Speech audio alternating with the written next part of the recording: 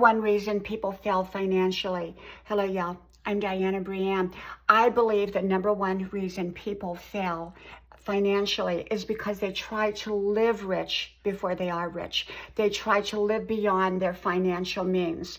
They see themselves as being rich, which it can be great if you're doing everything to create that wealth first.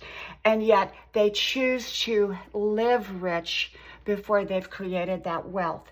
And often that will bankrupt them or cause tremendous financial issues in their life.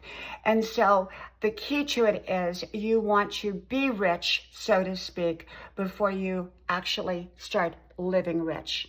But you also need to get into the rich mentality, which is not about spending, but it's about creating and generating new sources, new avenues of great money. Okay? From my house to yours. I hope to talk to you soon again. Bye-bye.